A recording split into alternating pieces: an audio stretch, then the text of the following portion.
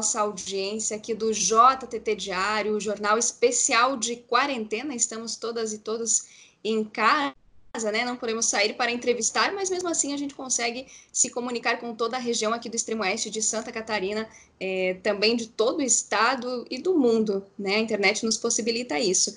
E hoje, especialmente, nós vamos conversar com o Dom Frei Severino Clasen, ele que é presidente do Regional 4 dos bispos da Regional Sul da CNBB Santa Catarina. A gente vai conversar com ele porque teve todo um decreto aí do governo do Carlos Moisés permitindo a reabertura das igrejas. No entanto, a Regional Sul tem um posicionamento diferente do que compete aí, do que está escrito nesse decreto do governador Moisés.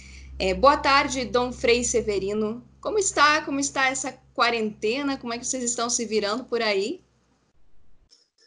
Boa tarde. Estamos dentro daquelas tensões, daquelas expectativas, distante, mas ao mesmo tempo próximo, porque os meios de comunicação nos aproximam e dão condições para nós continuarmos o nosso trabalho, tanto na dimensão da evangelização, como também dos serviços, dos encaminhamentos, não se para. Então, está uma experiência diferente de evangelização, mas estamos bem. Tá certo. A gente percebeu aí que foi lançada uma nota também dessa Regional Sul, né, Dom Severino? Eu gostaria que você falasse um pouquinho, na verdade, quem são, né, os bispos da Regional Sul da CNBB, o que abrange, né, e um pouco dos elementos também que vocês estão colocando aí para manter as igrejas fechadas. O Regional Sul 4 faz parte de uma das regiões da Organização dos Bispos do Brasil. O Brasil, a CNBB, que é a Conferência Nacional dos Bispos do Brasil, está repartido, vamos dizer assim, dividido em 18 regionais. Cada regional tem a sua autonomia, tem a sua vida própria, e o Regional Sul 4, que faz parte do Sulão. Sulão é o de São Paulo, Paraná, Santa Catarina e Rio Grande do Sul. E Santa Catarina é o Sul 4, é o estado menor, e forma um dos regionais. O Regional Sul 4, Santa Catarina, nós temos 10 dioceses. E as 10 dioceses, cada um com o seu bispo, toda a sua estrutura como o Chapecó, tem o bispo, tem os padres, tem os leigos, tem os religiosos, tem as coordenações de pastorais, os movimentos, tem os serviços e tudo mais. Assim são as 10 dioceses. E dentro de uma dimensão de colegiado, os 10 bispos formam uma conferência dentro do Estado. E por isso nós temos por exemplo, quando chega esses momentos de discussão, de encaminhamentos, a busca da unidade, do rosto da Igreja de Santa Catarina, e nós nos debruçamos. E aqui nós estamos diante de um impasse que aconteceu com toda essa questão dessa pandemia, e nós, como igreja, somos os primeiros a nos preocuparmos com isso. Nós não queremos ficar enterrando gente, nós queremos estar com as pessoas fazendo festa, que tenham dignidade, que tenham desenvolvimento, que tenham os seus direitos reconhecidos, a valorização da vida, e que tenham uma espiritualidade libertadora, que busca os bens, os princípios da vida, a riqueza que a vida nos apresenta. E por isso nós temos essas preocupações. E aí tentamos, vendo, porque o nosso governador, ele tinha posições muito coerentes com aquilo que nós também julgávamos.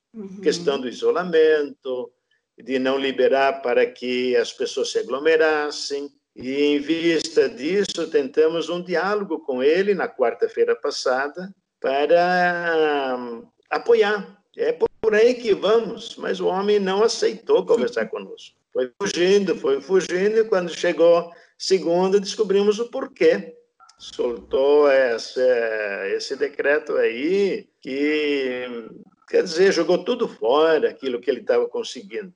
E aí, de imediato, quando eu soube, já chamei os bispos, fizemos a primeira reunião por videoconferência, e aí começamos a ver, e nós, vamos entrar nessa ou não? Eu já deixei a minha posição logo como presidente, quis já dar o meu recadinho, né? E eu não vou embarcar nisso, não. Mas aí houve dúvidas, e como é? Então, nós não conseguimos concluir naquela noite, na segunda noite, a nossa reunião. E aí marcamos outro para a quinta tarde, às 17 horas. Outra reunião, e com isso, claro, uma chuva de perguntas, a imprensa querendo posição, e nós, não, vamos à tarde, nós vamos fazer a nossa reunião.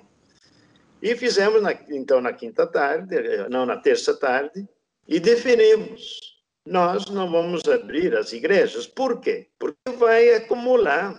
E quem que me garante que eu não tenho o vírus, posso passar para alguém? Ou alguém que passe para mim? Quem pode me garantir isso? Se Santa Catarina tinha um nível, a curva, diria, não tão acentuada, porque ela levou a sério o isolamento social. E o momento quando deixa de ter o isolamento social, o perigo é iminente. Então, por isso, nós tomamos essa atitude de manter ainda as igrejas fechadas. Claro, Florianópolis se antecipou um pouco e daí depois já perceberam que provavelmente vão ter que, se não melhorar, vão ter que voltar atrás. Mas também nós, então, consideramos, vamos ver o que dá para eles também fazer essa experiência. Mas também a gente sabe que dentro da arquidiocese, a região de Florianópolis e Itajaí, por lá, tem regiões que já também adotaram do isolamento. Então, essa é a nossa posição. Primeiro é o isolamento. É manter aquilo que dizem, o que diz a Organização Mundial da Saúde e o que diz a ciência. Nós estamos por esse caminho. Nós não estamos pelo caminho da política.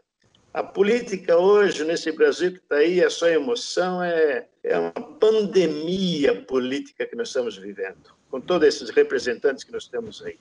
Infelizmente, nós temos, por exemplo, os nossos deputados, só um que dá para dizer que teve juízo. Então, com isso a gente percebe que não estão preocupados com a vida. Nós estamos preocupados com a vida, não só com a minha vida, mas com a sua vida, com a vida dos outros.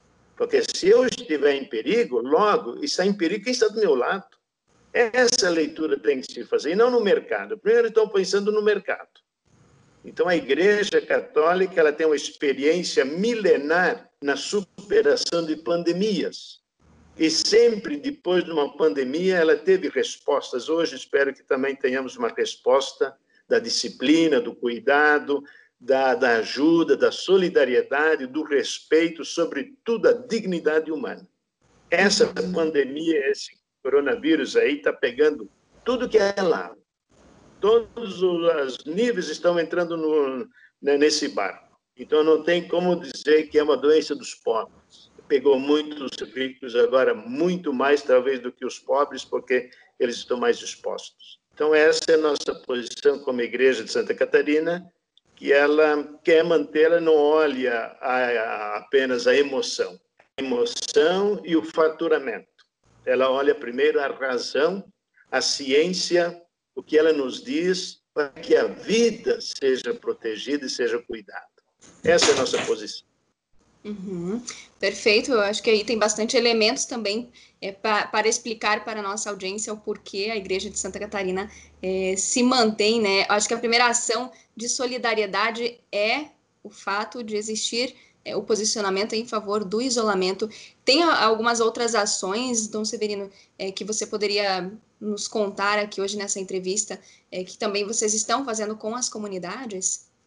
Sim, nós temos muitas ações. Por exemplo, uma que é manter uma igreja doméstica. É um momento oportuno para reunir novamente a família. Começar com a família. É quando a família tem que estar junto. Ela não tem como ficar saindo. Ela tem que aprender a conviver novamente, a resgatar os valores da família.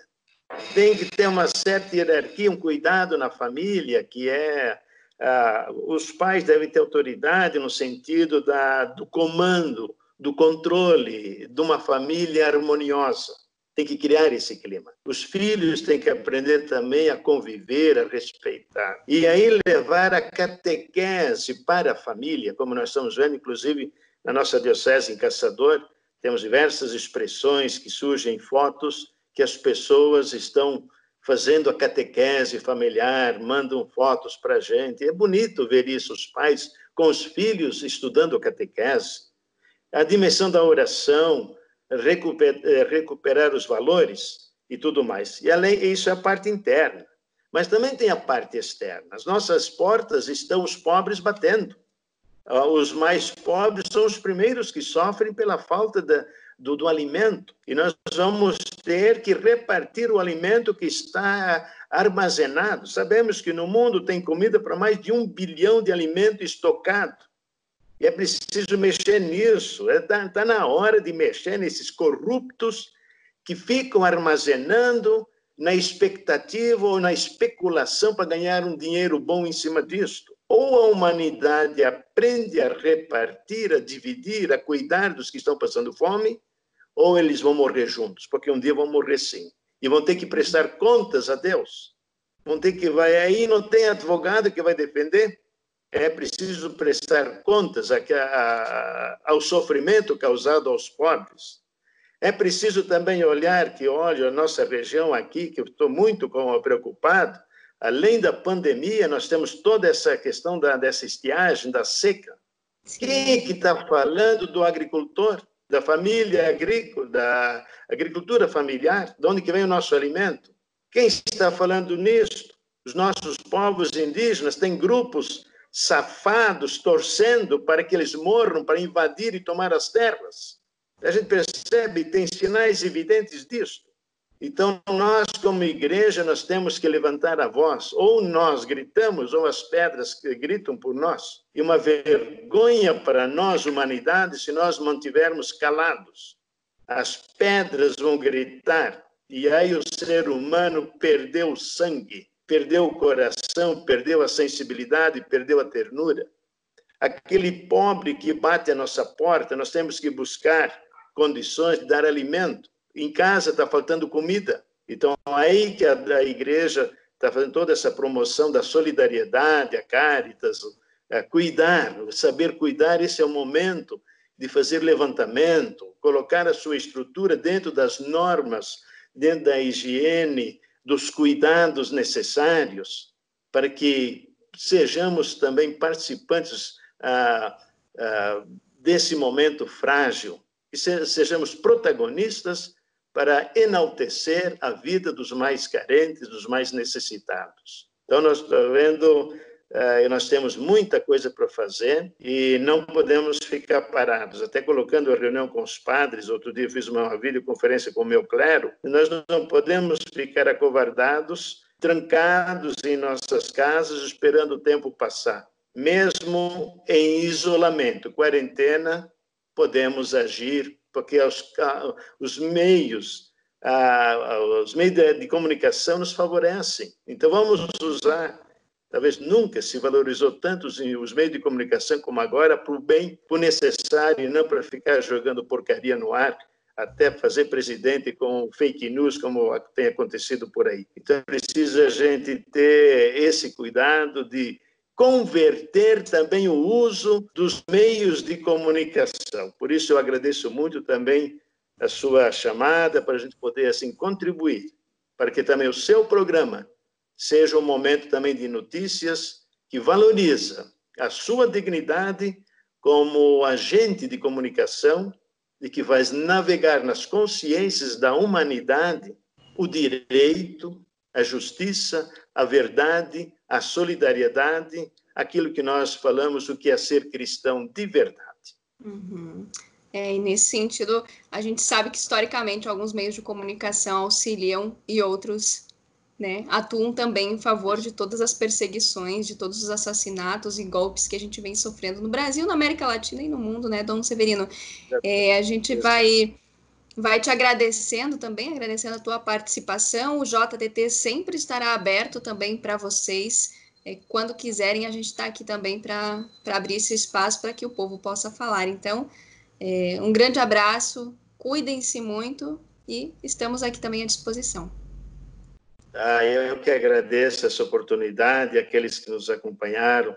Gostaria de dar um abraço caloroso de ternura, de acolhimento, da alegria cristã. Mas podemos estar juntos de uma maneira diferente e que não percamos a esperança. E também não deixemos que nos roubem o direito de sonhar, de querermos ter uma vida saudável, com dignidade.